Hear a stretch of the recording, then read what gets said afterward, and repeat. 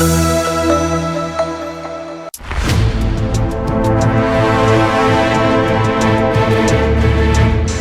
है आपका स्टार सूचना न्यूज में और मैं आपके साथ हूं चंदा यादव। बीपीएससी के परीक्षा के प्रश्न पत्र लीक होने के बाद तमाम तरह के सवाल उठते हुए नजर आ रहे हैं। बीते रविवार को विवाद की शुरुआत हुई थी और आखिरकार उन तमाम छात्राओं के भविष्य को अंधकार में ढकेल दिया गया। 6 लाख से ज्यादा परीक्षा देने के लिए परीक्षा केंद्र पर बच्चे पहुंचे, लेकिन उन्हें निराशाजनक हाथ लगी। इनमें से कुछ छात्र उन परिवार से हैं जिनके पास टिकट जुटाने तक के पैसे नहीं हैं। परीक्षा देने में से आए छात्र उस पृष्ठभूमि से आते हैं जहां से उनके लिए सैकड़ों किलोमीटर चलकर आना और परिवार को मनाना इसके लिए नामुमकिन सा है। इन तमाम चुनौतियों को जूझते हुए ये छात्र छात्राएं बीते रविवार की सुबह बीपीएससी की प्रारंभिक परीक्षा देने के लिए बिहार के 1083 परीक्षा केंद्रों में पहुंचे थे, ताकि वे अपने परिवारों को आर्थिक और सामाजिक रसातल से बाहर निकाल सके। लेकिन रविवार सुबह जो कुछ हुआ उसके बाद इन छात्रों और उनके परिवारों की उम्मीदों पर पानी फिर गया। बिहार सरकार ने बीपीएससी पेपर लीक मामले की जांच की जिम्मेदारी राज्य पुलिस के आर्थिक एवं साइबर अपराध इकाई को सौंपी है। बिहार लोक सेवा आयोग ने बीते रविवार 8 मई को बिहार के 38 जिलों में बनाए गए 1083 परीक्षा केंद्रों में 802 पदों के लिए प्रारंभिक परीक्षा आयोजित की थी। यह परीक्षा दोपहर 12 बजे से शुरू होकर 2 बजे खत्म होनी थी और परीक्षा में शामिल होने वाले छात्रों को सुबह 11 बजे तक अपने परीक्षा केंद्रों पर पहुंचना था। ज्यादातर छात्र तय समय पर अपने अपने परीक्षा केंद्रों पर पहुंच गए। यह छात्र जिस वक्त परीक्षा शुरू होने का इंतजार कर रहे थे, लगभग उसी वक्त सोशल मीडिया पर खबरें आने लगी कि बीपीएससी का पेपर लीक हो गया है। लीक हुए पेपर की एक प्रति बीपीएससी की तैयारी कर चुके छात्र नेता दिलीप कुमार को भी व्हाट्सएप के जरिए मिली, जिन्होंने इस बारे में मुख्यमंत्री कार्यालय को सूचना दी। दिलीप कुमार ने एक मीडिया रिपोर्ट में बताया कि मुझे सुबह 11:32 पर व्हाट्सएप पर पीडीएफ फाइल मिली, जिसमें बीपीएससी की प्रारंभिक परीक्षा का प्रश्न पत्र था।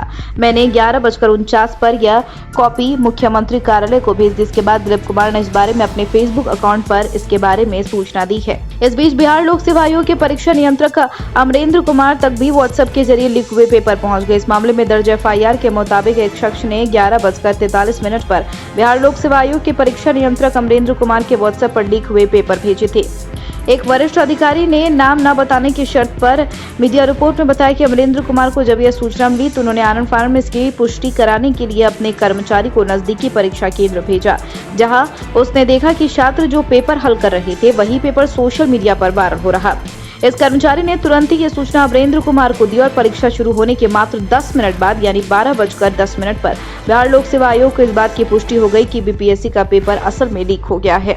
इसके बाद बिहार लोक सेवा आयोग के अध्यक्ष आर.के. महाजन ने इस मामले की जांच के लिए 3 सदस्यीय कमेटी गठित की। इस कमेटी ने 3 घंटे के अंदर अपनी रिपोर्ट सौंप दी। इसके आधार पर महाजन ने इस परीक्षा को रद्द कर दिया और आयोग ने बिहार पुलिस के डीजीपी से अनुरोध किया कि वे आर्थिक और साइबर अपराध इकाई से इस मामले की जाँच कराएं।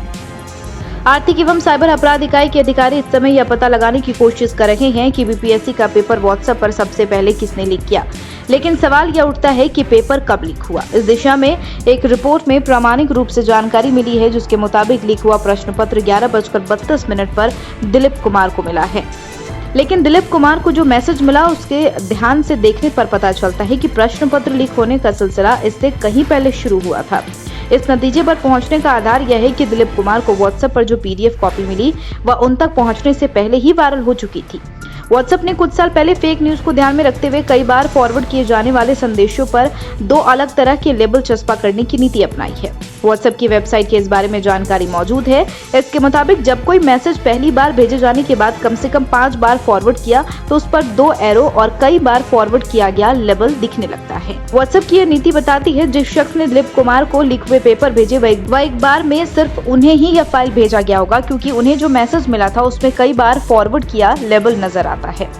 व्हाट्सएप की नीति के मुताबिक कई बार फॉरवर्ड किया लेबल जिस मैसेज पर छपा होता है उस बार में एक चैट पर फॉरवर्ड किया जा सकता है। तकनीकी पहलू बताता है कि लीक हुए पेपर को व्हाट्सएप पर भेजने की प्रक्रिया 11:32 से पहले ही शुरू हुई। फिलहाल की खबर में इतना ही। ऐसी खबरों के लिए बने रहिए और देखते रहिए स्टार सूचना न्यूज।